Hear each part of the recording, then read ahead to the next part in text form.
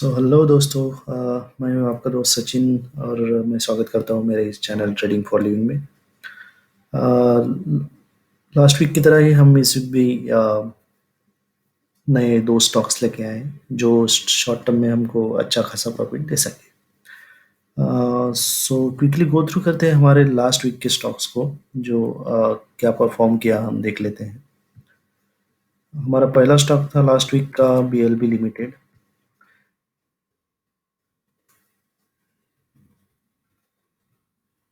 BLB limited में अभी तक हमारा प्राइस ट्रिगर नहीं हुआ है।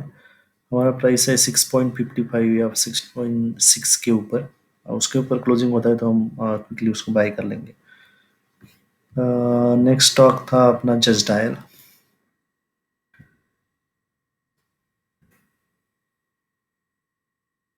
जस्ट डायल भी अभी तक ट्रिगर नहीं हुआ है और वहीं पे खेल रहा है।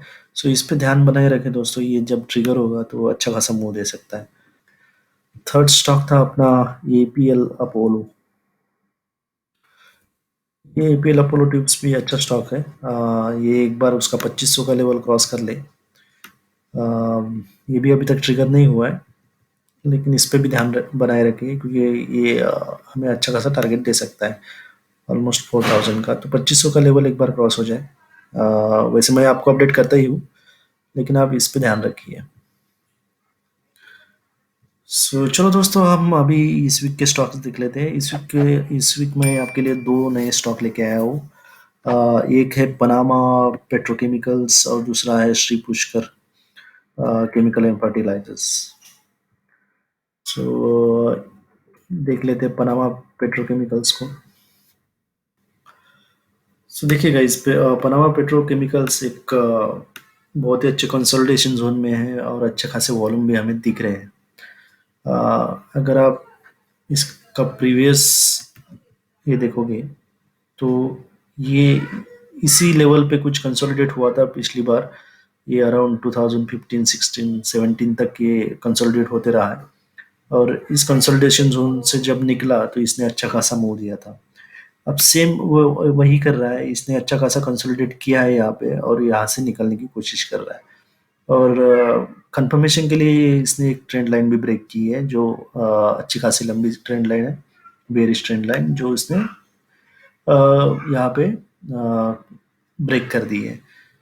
ब्रेक करने के बाद भी आप देख सकते हो कि इसने बहुत ही अच्छा कंसोलिडेट यहाँ पे कर रहा है और हम जो देख रहे हैं वो वीकली का चार्ट है। गाइज इसको डेफिनेटली आप अपने रडार पे रखिए। ये एक बार यहाँ से निकल निकल गया तो अच्छा खासा मुंह तो पक्का देने वाला है। इसका पहला टारगेट हम कंसिडर कर रहे हैं 94 का। ओके, ये 94 तो पक्का देने वाला है, लेकिन हम टारगेट के हिसाब से जाएंगे। 94 अपना फर्स्ट टारगेट रहेगा। सेकंड टारगेट हम 140 के अराउंड ये देखेंगे इसका। देखिए गाइस, कभी भी हम टारगेट जो डिसाइड करते हैं, अब टारगेट वन हो गया, टारगेट टू हो गया, अब टारगेट वन के पास आने के बाद ये कैसा बिहेवियर करता है वो देखने के बाद ही हम इसको डिसाइड करेंगे कि इसको फिर से टारगेट टू के लिए हम कंसिडर करेंगे या नहीं। इसका एक एग्जांपल मैं आपको देना चाहता हूँ, तानला सॉल्यूशंस।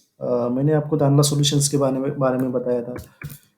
ये 106 पे हमने लिया था और इसका टारगेट हमारा था 220। लेकिन मैंने जैसे वीडियो में भी बोला था कि मैं इसको रखने वाला हूँ क्योंकि मुझे ये स्टॉक बहुत ही अच्छा लग रहा है।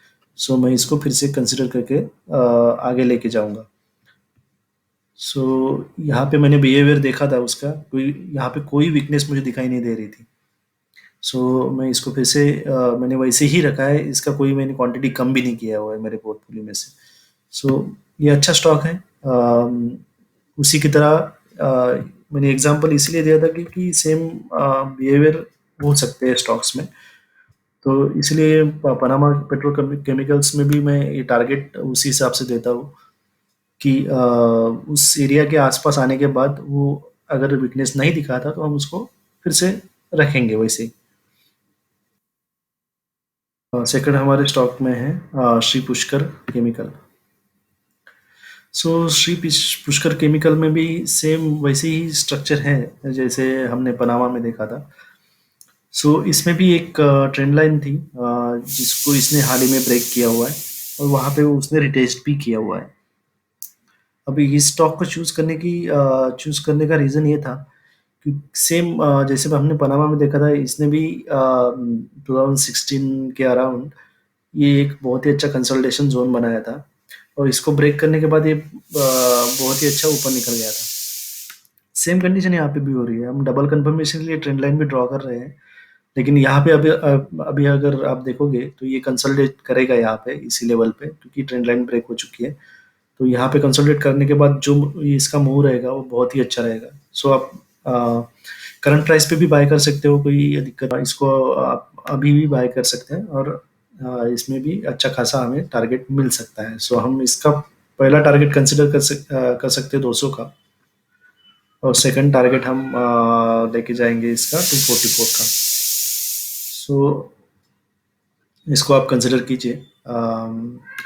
और गाइज मैं जो भी आपको स्टॉक्स देता हूँ ये मेरे खुद के एनालिसिस हैं और इसमें इन्वेस्ट करता हूँ, लेकिन आप अपनी तरफ से एनालाइज कीजिए स्टॉक्स को और अपने अपने फाइनेंशियल एडवाइजर की सलाह से ही आप इन्वेस्ट कीजिए।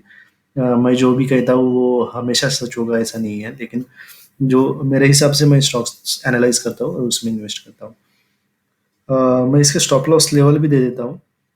इसका स्टॉप लॉस हमारा होगा अराउंड 86 के लेवल पे, और हम बनाएंगे 115 में। ओके। और हमारा जो पहला स्टॉक था पनामा,